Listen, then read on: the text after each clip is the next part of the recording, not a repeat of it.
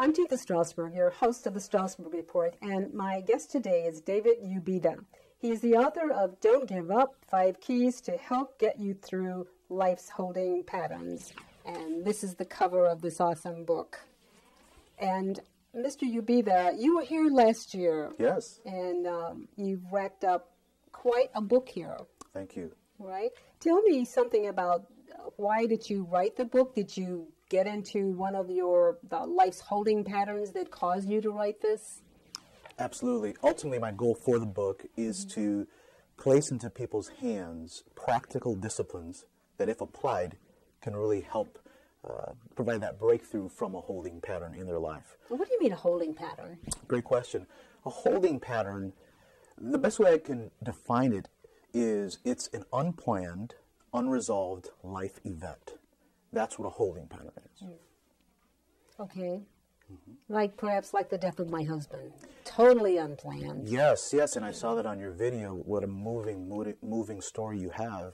So, with reference to a life situation occurring, obviously unplanned in this situation, then the issue comes dealing with the process of grieving and moving through the emotions and the mental challenges behind or associated with an event like that.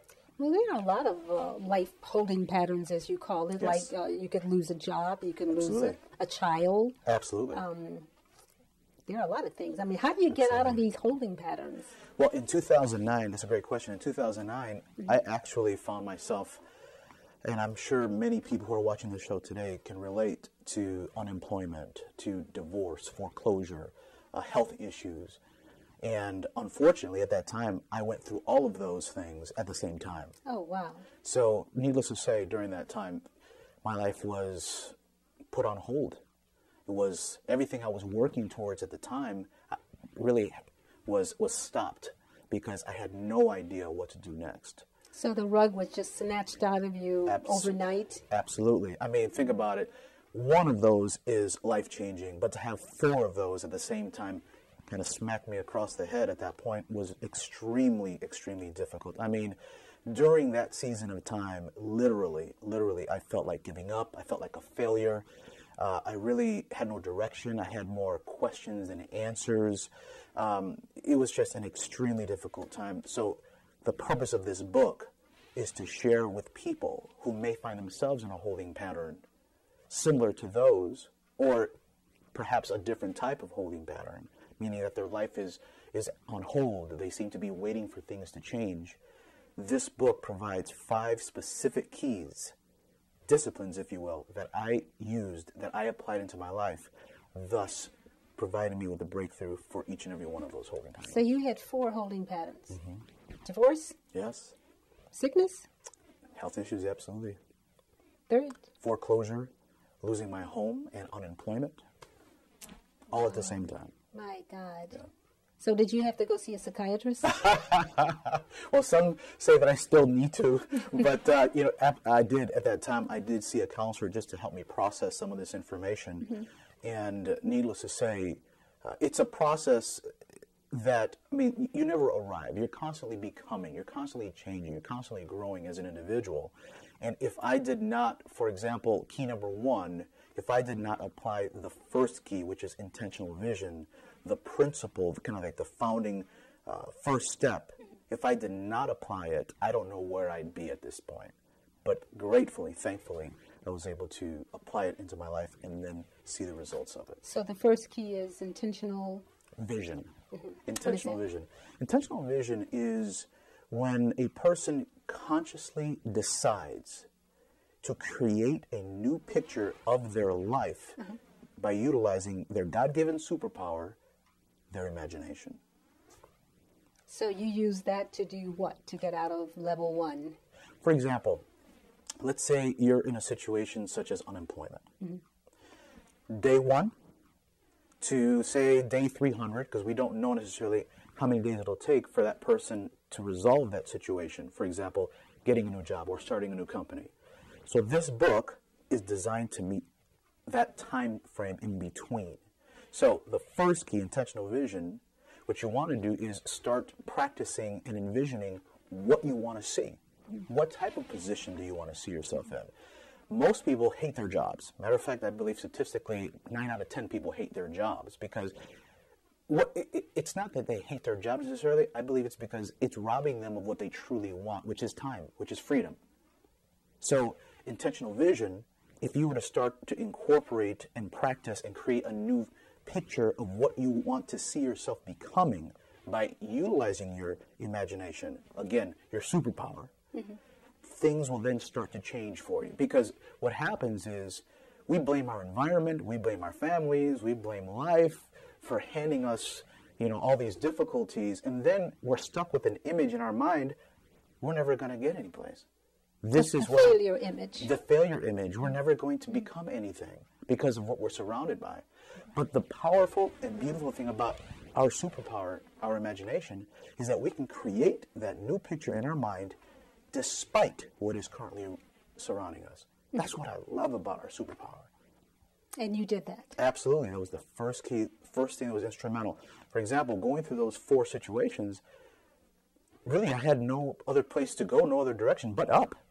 So I said, well, I can either sit here and quit, which I wanted to, but I decided right then and there, wait a minute. Quit meaning just give up. Just give up on life and just exist. Did you have like a friend that threw you a rope? Oh, absolutely, absolutely. There's a gentleman by the name of Bob Tierney, who at that time, when I eventually lost my position, he was the first one I called. And the first thing that he said was, congratulations. What? Exactly what my response was. I'm like... What did he mean? I was... Freedom? In silence, I was like, what? What are you talking about?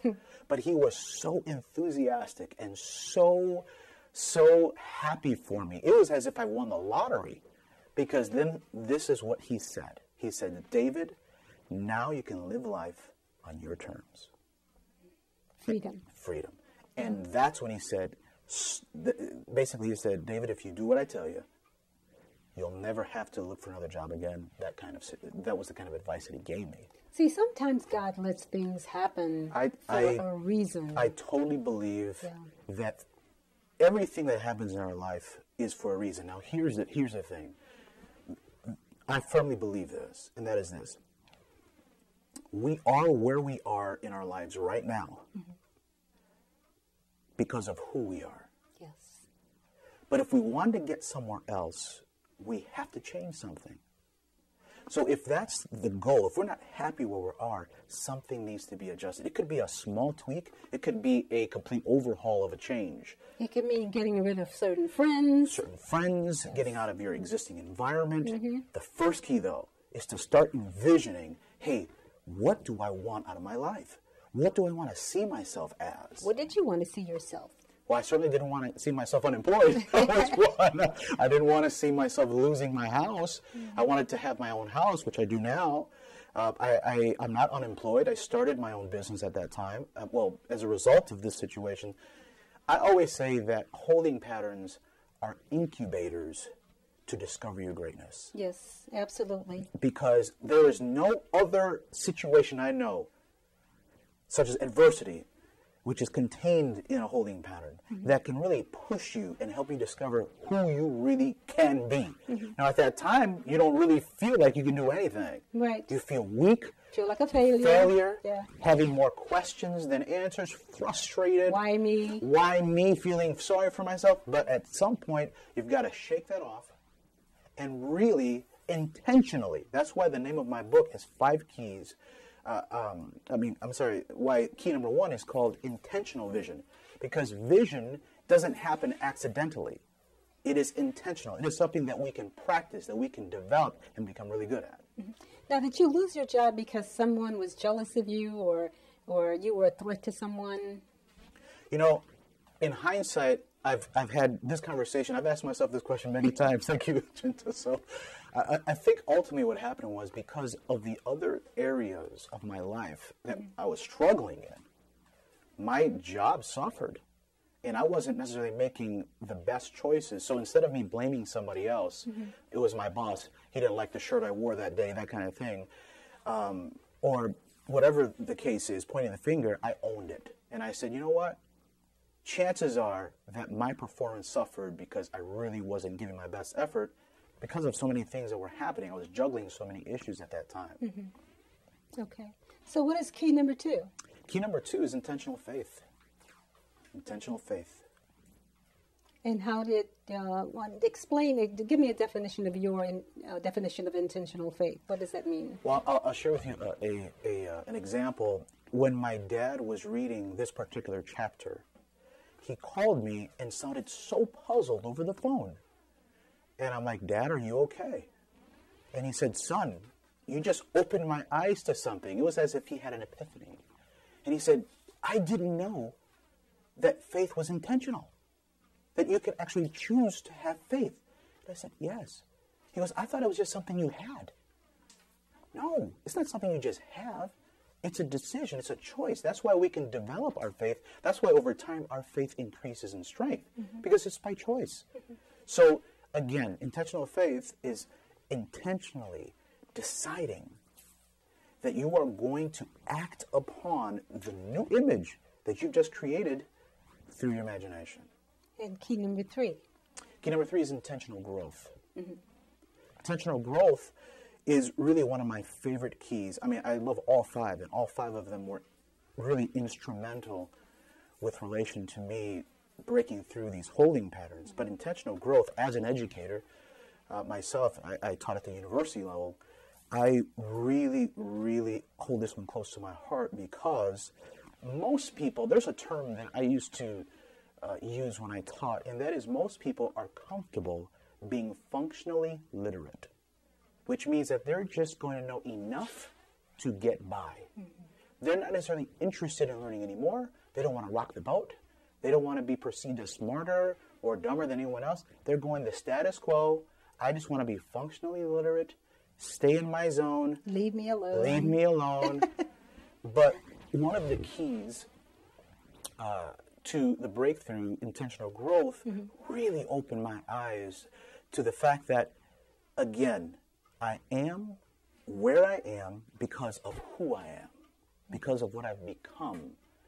And if I want to get somewhere else, something has to change. So my level of awareness had to increase.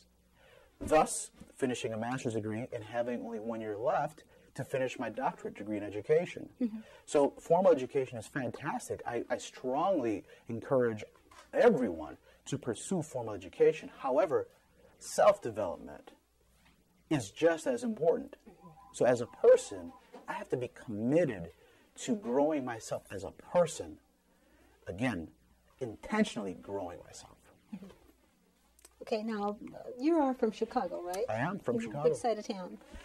Born and raised in the northwest side of the city, which is like the Brickyard area, Grand Central. That's where I was raised predominantly. And where did you go to school? I went to Prosser Vocational High School, which is in the same area, Grand Central. Great time there. And then college? I went to Aurora University. First one in my family, I'm very proud to say, to have done that, to finish my bachelor's degree. Then I went to Spertus for my master's. What was your master's? I mean, what was your concentration? Social work at Aurora University. Okay. And then my master's is in Human Services Administration. And then, again, my doctorate now is in educational leadership. Okay. And your goals for in that realm, what is your goal? My goal really is to pursue my passion, which is to share a positive message, such as this book, with as many people that would be interested in listening. So you want to be a national motivational speaker? I mark my words, and I say this here on your show, that I will be the most sought after, highest paid Latino speaker in the world. Why do you think that's important? As far as I want that platform, because I want to do a couple of things. Number one, the platform to be able to encourage other people based upon my life situation. That to me is more rewarding than I could ever imagine. To know that my life made a difference in someone else's, to me, is of tremendous, priceless value to me. Secondly, my hope is others who maybe come from the same background as I do would be inspired and not let their current situations limit them from achieving what they truly can achieve. So for me, it's about the platform and the opportunity to be able to speak into people's lives, provide some direction for them to help them move forward. As far as being the highest paid, that will help me as an individual be able to contribute and to leave a legacy, to be able to help other causes that that funding does allow me to do. Mm-hmm. So it's not about being materialistic or anything like that, but it's about having the resources to be able to move things along, such as providing scholarships, such as helping families and youth continue their education, things like that. So what is your target, your target market? Is it the grade school, high school, everybody? Well, yeah, everybody's kind of a broad stroke there, but I've been very, very fortunate.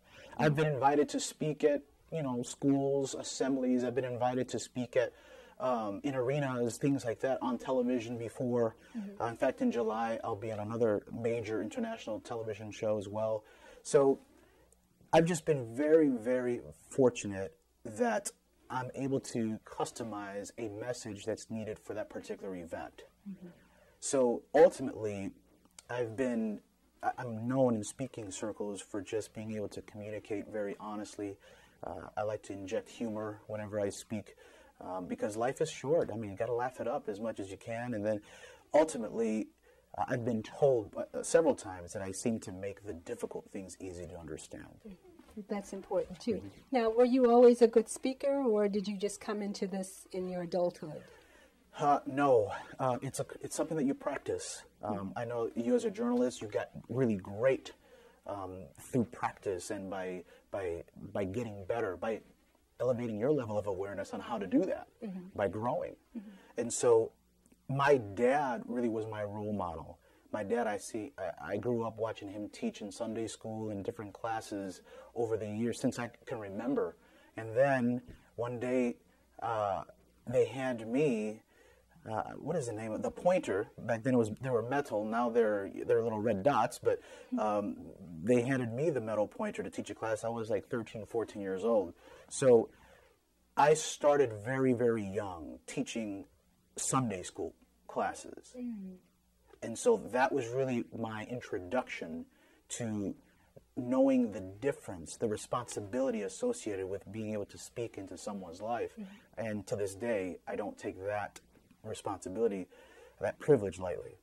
Now, why do I get the feeling that one day you're going to be a minister? I don't know about that. But then again, I don't know. I don't know. God knows all things. I'm not worried about that. Mm-hmm. I know that. Have you thought about it? I haven't, actually. I know that right now, the opportunity to make a difference as a speaker, the doors continue to open. Mm-hmm. I continue to get invited. I continue to inspire people with the message. And again, this is a message I've lived. So to be able to just be transparent, and that's the one thing about this book I'm really proud of, is that there is a certain level of transparency associated with this book that really allows the reader to connect with me and hopefully move them to say, hey, you know what, this guy's been through some stuff. Mm-hmm. He's not just talking at me, he's talking with me. And that's one of the objectives with this book. And so when you wrote the book, did that kind of relieve you of your problems? Because a lot of times when I write, if I'm upset, mm-hmm. I'll write all night until the sun comes up, and then I feel better. That's a great observation. It does two things for me. The first, you're absolutely right. There is a release that takes place that perhaps doing something else cannot provide. Mm-hmm. But secondly, it really allows me the opportunity to reflect on the journey that I've actually been on. Mm-hmm. And as I've been writing this book, not only has it been emotional, not only has it been frustrating, not only has it been eye-opening for me, mm-hmm. and anxiety relieving, it has really made me even more grateful to know that someone who went through those 4 life-changing situations is alive and well and on fire and ready to take on the world, whereas someone in my situation may not have chosen to do that. So I'm so grateful for the opportunity to be able to sit here, to be with you and to speak with your viewers. I mean, I am so blessed, so grateful for where I am at right now.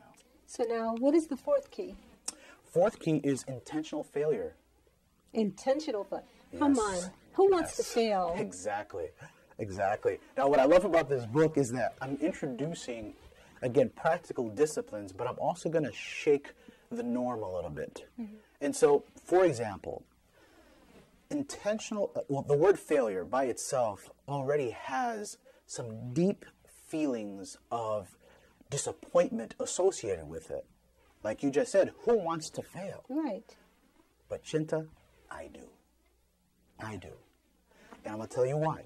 Intentional failure is the conscious decision to put yourself in a position to be challenged beyond your normal or usual mental and physical capabilities. I'll give you a story. Back in 2009, when I was having these health issues, high blood pressure, risk of diabetes, overweight, things like that, I realized that something needed to change. So what did I do? I went and did something totally crazy. Something that in hindsight, I look back and it's still bittersweet. I'm like, why did I do this? But to this day, I can tell you it was the best thing I've ever done for myself. For example, I went ahead and started taking Taekwondo, the martial art, the Korean martial art. Now, let me tell you, I don't know why I did that. Every week, once, twice, 3 times a week, I was getting my butt handed to me. I was getting thrown off the floor. I mean, it was terrible. The abuse, the physical challenge, the work that is required to move forward in terms of belt colors. Teaches you discipline, though. It is more than discipline. It actually changed my life in terms of my perspective with life in general. So when I say intentional failure, I mean, if you're looking for that breakthrough in your life, it could be at work, it could be in anything, go ahead and put yourself in a position to fail. In other words, my position to fail was in the martial arts class, because when I was there getting beat up, I wasn't succeeding. I wasn't doing anything. It wasn't any positive momentum there. But as I learned and as I pushed myself, as I continued to apply what they were teaching me, I realized that I was becoming stronger. Now, here's the crazy thing. While I was learning this in martial arts, there were certain areas of my life that I didn't even know were improving overall, such as having more creativity for work, having more stamina to enjoy my kids. So in other words, the benefits of me putting myself in a position to fail were overlapping in every other area of my life. So this is why I say intentional failure is not a negative. It's a positive discipline that if you apply, it can change your life. Because it challenges you. It challenges you to go beyond the pale in a way that you mentally or physically never thought possible. And so here I am on the verge of completing a black belt. I never thought that I would. The only black belt I was worried about was the one around my pants. I never thought in a million years that I would be a black belt in the Korean martial arts. So when I look back, I'm like, so I have this potential all along. So did you get it? I just completed red. In December, it's black. Because the level right under black, which is red, is called deputy black. Okay. So in December, that's when I'll be taking the beat down of my life, the test of my life. And I can already, envision myself winning, envision myself passing this test, envisioning myself flourishing and thriving in each and every phase of that test. And I'm actually, when you start to practice the envisioning piece, using your imagination, you start getting fired up. There's an energy that is stirred within you, because every time I think about it, instead of being frustrated or feeling, I'm not going to do it, it fires me up. I want that black belt test now. So intentional failure, again, is a positive thing. Okay. So now what is the fifth key? The fifth and final key is intentional resilience. And what does that mean? Resilience is the fancy word for saying refusing to quit. Refusing to quit. You just cannot quit. And you obviously did not, quit. I wanted to many times. That would have been the easy decision, the easy choice to make. And a lot of people hold pity parties like that. Absolutely. You don't get anywhere by holding pity parties. No, you don't. No, you don't. I'm sure in your own life, especially after watching the video of the story of your life, you could have easily just packed your bags and said, "Oh, I'm out. I quit." But you didn't. You pushed through. And as a result of your life and what you've done, the thousands, the hundreds of thousands, the millions of people who have been impacted by you deciding not to quit, that's something you should be very, very proud of. All right. So then, how does one get this book? Hold this up. If you go to my website, www.mrdeu.com, you can download key number 1 for free. I'm all about giving back and helping people, and I am so confident that the content in this book can change your life that I want to submit and send as a free download to any one of your viewers who goes to my website, mrdeu.com. They can download it for free, and as a result, it's 19 pages of content that makes a difference. It's an easy read. It's not dissertation-type verbiage because I'm writing a dissertation, so I know the difference. This is very simple to understand, which is the way I like to read books. And again, I know it's going to make a difference in people's lives because it, by far, made a difference in mine. Okay, give that website again. The website is www.mrdeu.com. And a viewer simply has to go to where it says free download on the tabs on the top, click on there, submit their information, their email, and they'll get that PDF immediately. Now, so suppose someone wants the hard copy. Where do they go to get that? Okay, so the book right now is available, which is great news, via pre-order. So the official launch of the book will take place in July on the other television show that I mentioned, which will be hosted in California. And so right now, if someone wanted to pre-order the book, they could for only $9.99. Which is half the price of once it's launched officially. And what I'm doing too is my way of saying thank you is someone can order a soft cover or an audiobook version, and they will get the digital copy of the entire book for free, just as my way of saying thank you. But again, that's till July 31st. Okay, well that's great. That's great. So what are your plans for 2013? Well, Your goals. Well, for 2014, the goals are going to be, number one, get this book out to as many people as possible.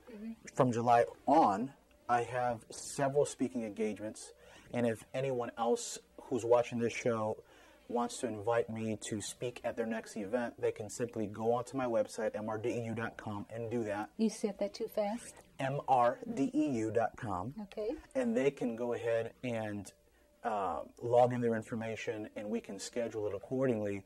But for the rest of the year, really, is what I'm calling a book tour, where I'll be talking about the book and doing interviews such as these for the remainder of the year into 2015.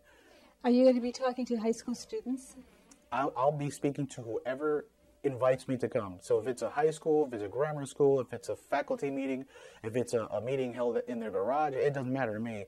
I'm ready to go and take this information, this story, if you will, to as many people who listen. Now, given the violence that, we're experiencing here in Chicago, what would you how could this book help teenagers who have to worry about crossing gang lines? Yeah, that's a great question, and my heart goes out to these young people. The one very thing I would say to start off to all youth is that their current life, what they see themselves as right now, is not necessarily the way their life is going to be down the road. So I would really talk about practicing and activating their superpower, first and foremost. What happens is this: we get complacent, and we kind of get dictated to what our lives should be like based upon our environment. And so what happens is this mental picture in our mind is there to remind us, I'm never going to leave. I'm never going to be anything. I might as well just go ahead and sell these drugs, or I might as well go ahead and just, go to prison because that's my life. That's what I see around me. Right. That is my norm. So I guess my vision, the vision for my life should be that. But no, you can intentionally create a new picture in your mind by using your superpower, your imagination. So that would be the first thing I would tell these guys. First and foremost, don't allow yourself to be subject to what your surroundings tell you are. You are not that. You are more than that. You can be more than that. So that would be the first thing I would start off by saying. Now, these superpowers, you got that idea from a cartoon when you were a child? Absolutely. Which cartoon was this? Growing up in Chicago, my favorite Saturday morning cartoon was The Super Friends, where you had Spider-Man and Superman. I dreamt that I could fly like Superman. I dreamt that I could climb walls. Did you try? Yes, unsuccessfully. This gravity, man, I tell you, it's just not... I had a cousin who was crazy about Superman, and he stood on the kitchen table, and he put a cape on, and he fell and smashed his nose. Oh, my gosh. That's. Did you do something like that? No, thankfully I didn't break anything, but at the same time, though, I could easily have done so. So I have seen cousins and things like that jump off garages, and I'm like, okay, I wasn't that daring at that time, but... like anyone else, I would have dreams that I could fly. I mean, what a neat superpower that would be. But realistically, the God-given superpower that we do have is just as amazing. Think about it. Even though your current situation says that you may not be a success, that vision, that new vision you create in your mind says otherwise. Mm-hmm. And by activating your superpower, creating that new picture with your imagination, your life can be something so much better. That is awesome. Well, congratulations on your book. Thank you. Don't give up. 5 keys to help you through life's holding patterns. Yes, and ma'am. there are 5 of them. 5 keys that, if applied, 5 disciplines, if applied, can change your life. All right. And one more time, give me that slowly. Give me that website for this book. www.mrdeu.com. David Ubeda, thank you so much for being my guest on the Strausberg Report, and thank you for watching.